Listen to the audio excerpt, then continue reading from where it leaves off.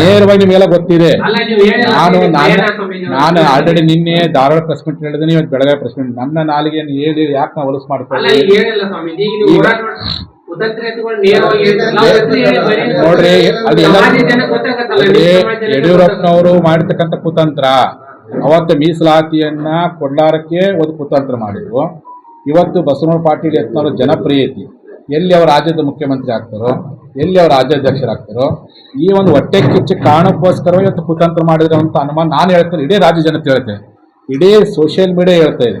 ಆ ಕಾರಣಕ್ಕೋಸ್ಕರವಾಗಿ ಅವತ್ತು ಮೀಸಲಾತಿಗೆ ವಿರೋಧ ಮಾಡುವಂಥ ಮನಸ್ಸುಗಳೇ ಇವತ್ತು ಬಸವನಗೌಡ ಪಾಟೀಲ್ ಯತ್ನಾಳ್ ಕುತಂತ್ರ ಮೂಲಕವಾಗಿ ಉಚ್ಚಾಟನೆ ಮಾಡೋ ಪ್ರಯತ್ನ ಮಾಡಿದ್ದಾರೆ. ಬಸವನಗೌಡ ಯತ್ನಾಳ್ ಅವರು ನಿಮ್ಮ ಸಮಾಜದ ಒಬ್ಬ ಪ್ರಭಾವಿ ನಾಯಕರು.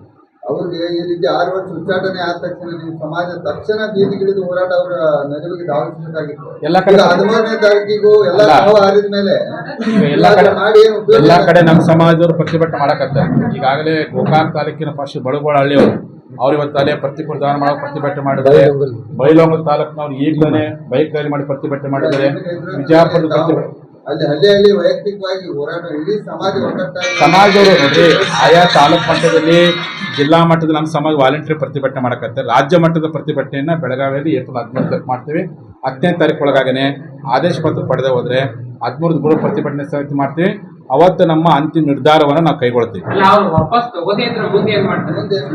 13 ತಾರೀಕು ಅನೌನ್ಸ್ ಮಾಡ್ತೀವಿ. ನಾವು 13 ತಾರೀಕಿನ ಬೃಹತ್ ಪ್ರತಿಭಟನಾ ಸಭೆಯಲ್ಲಿ ಪಂಚಮ ಶಾಲೆಗಳ ನಡೆ ಏನಂತ ಅವತ್ತು ನಾವು ಅನೌನ್ಸ್ ಮಾಡ್ತೀವಿ. ನಾವು ಅಂತ ನೋಡ್ರಿ, ಈಗಾಗಲೇ ಅವರು ಲಾಠಿ ಇಟ್ಟು ನೋಡಿದ್ರು, ಅವಮಾನ ಮಾಡಿದ್ರು, ಅವ್ರನ್ನ ದೂರ ಇಟ್ಟೇವಿ. ಇವರು ನಮ್ಮ ಲೀಡರ್ನ ಹತ್ತಿಕ್ಕಿ ಇವ್ರು ನೋಡಿದ್ರೆ ಇವ್ರನ್ನ ಎರಡನ್ನೂ ಸಮಾನವಾಗಿ ದೂರೀಕರಿಸಿ ಪರ್ಯಾಯವಾದಂಥ ಆಲೋಚನೆ ಹೆಂಗೆ ಸಂಘಟನೆ ಮಾಡಬೇಕು, ಜನರಲ್ಲಿ ಹೆಂಗೆ 3 ವರ್ಷಗಳ ಕಾಲ ಹೆಂಗೆ ಜಾಗೃತಿ ಮಾಡಬೇಕು, ನಮ್ಮ ಜನರನ್ನ ಯಾವ ರೀತಿ ಎಜುಕೇಟ್ ಮಾಡಬೇಕು ಚರ್ಚೆ ಮಾಡ್ತಾನೆ. ಚರ್ಚೆ